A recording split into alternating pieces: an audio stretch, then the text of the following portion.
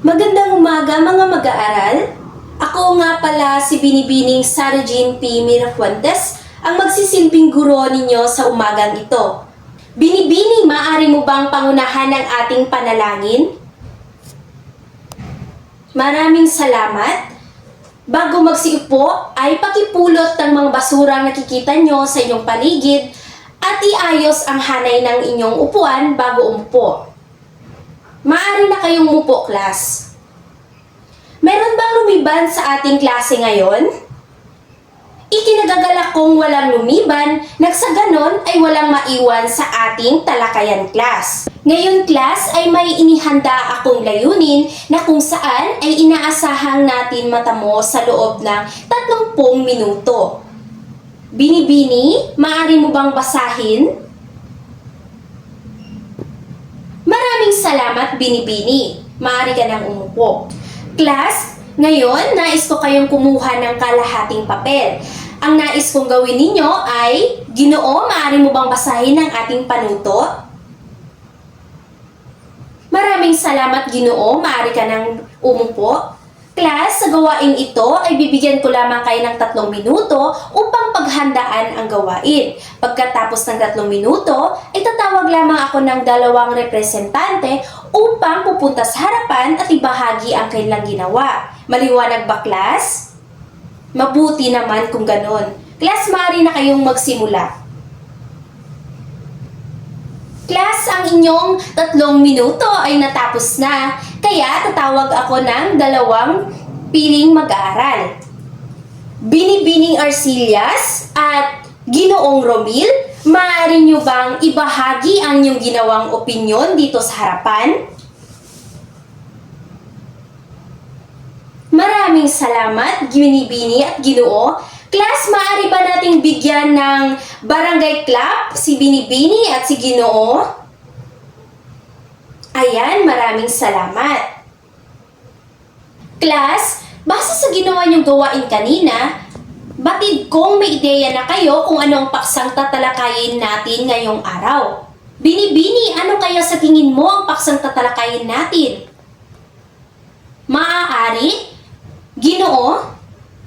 Maaari? Class, ang paksang tatalakayin natin ngayong araw ay tungkol sa antas ng komunikasyon. Maaari nyo bang basahin ng sabay-sabay, class? Class, bago tayo dadako sa formal na talakayan, ay magkakaroon muna tayo ng pangkatang gawain na kung saan ang klaseng ito ay ipapangkat ko sa 2 pangkat. Ito ang magsisilbing unang pangkat at ang magsisilbing pangalawang pangkat. Nais ko ang bawat pangkat ay magkaroon ng isang representante upang pumunta sa akin at bibigyan ko ng tig-iisang salita, na kung saan ang salitang ito ay bibigyan nila ng sariling description. Maliwanag ba, class? Mabuti naman kung ganon. Class, sa gawain ito ay bibigyan ko lamang kayo ng 3 minuto upang paghandaan. At pagkatapos ng 3 minuto, pupunta ang representante ng bawat grupo sa harapan upang ipaliwanag ang kanilang ginawa. Maliwanag ba, class? Ito ang sa pangkat 1. At ito naman ang sa pangkat 2. Class, ang inyong 3 minuto ay natapos na. Maaari nyo nang ibahagi ang inyong mga ginawa dito sa harapan.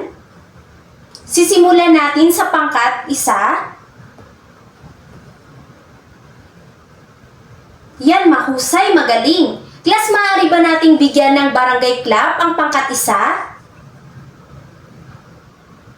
Ngayon naman ay dadako naman tayo sa pangkat 2. Maraming salamat. Class, bibigyan natin ng barangay clap ang pangkat 2. Yan, magagaling. Maraming salamat. Class, ang ginawa niyong gawain kanina ay may kinalaman sa ating talakayan ngayon.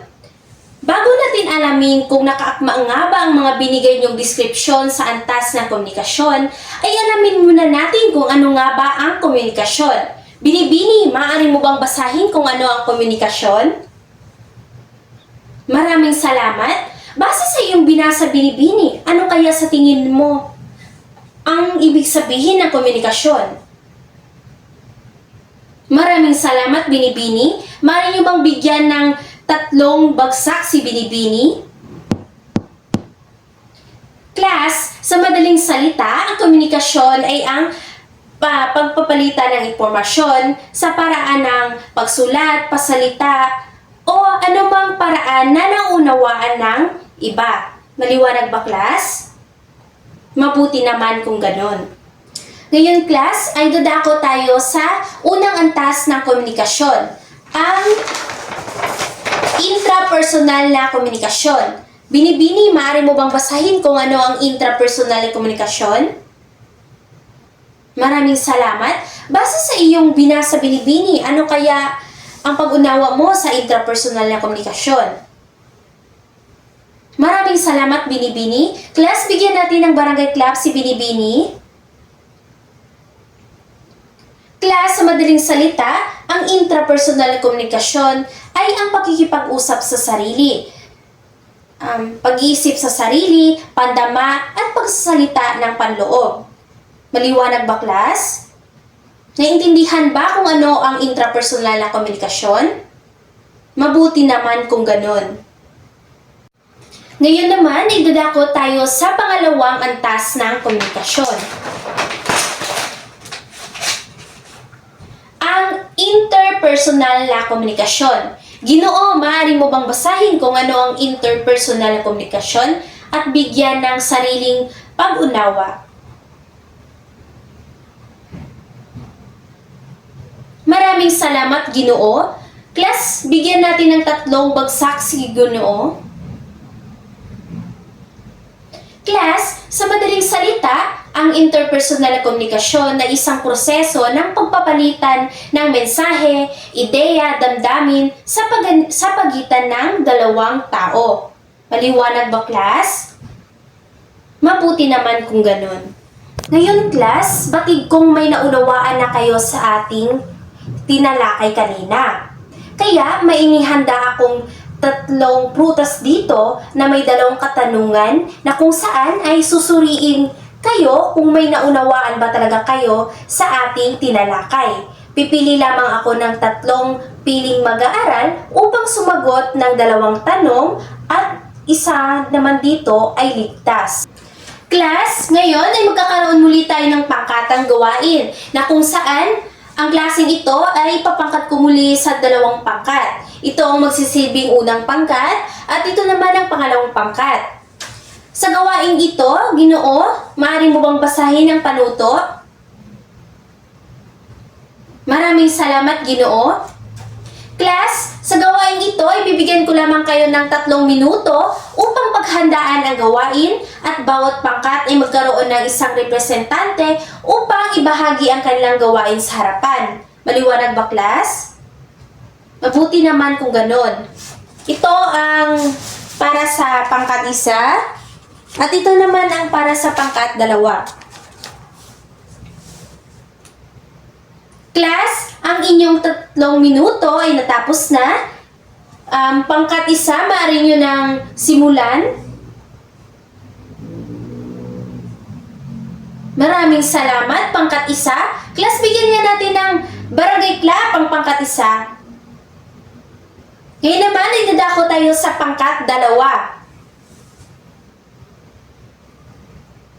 Maraming salamat, pangkat 2. Bibigyan natin ng barangay clap, class, ang pangkat 2. Class, ngayon, magkakaroon muli tayo ng karagdagang gawain na kung saan ang klaseng ito ay papangkat ko muli sa 2 pangkat. Ito ang magsisilbing unang pangkat at ito naman ang pangalawang pangkat. Ginoo, maaari mo bang basahin ang ating panuto sa gawain? Maraming salamat, Ginoo. Class, sa gawain ito ay bibigyan ko lamang kayo ng 2 minuto upang ang bawat pangkat ay mapaghandaan ang ating gawain na ito. Maliwanag ba, class? Mabuti naman kung yan. Class, ang inyong 2 minuto ay natapos na. Pangkat 1, maaari nyo nang simulan dito sa harapan ng inyong ginawa. Maraming salamat, pangkat 1. Napakahusay naman ang ginawa niyong spoken poetry.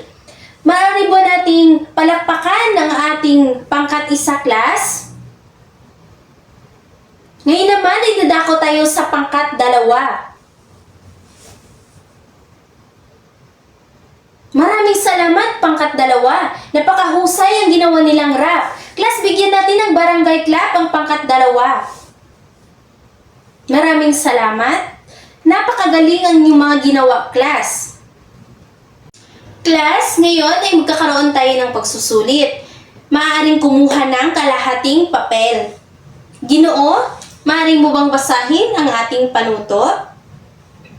Maraming salamat, Ginoo. Class, meron lang kayong 3 minuto upang sagutin ito. Maaari na kayong magsimula, class. Class, tapos o hindi tapos, ang 3 minuto ay natapos na. Lahat ng papel ay pasa na sa harapan. Class, bago natin tapusin ang ating talakayan ngayong araw, ay magkaroon muna tayo ng kasunduan na kung saan ito ay papasa nyo sa susunod natin na pagkikita. Class, maaari nyo bang basahin ng sabay-sabay ang panuto?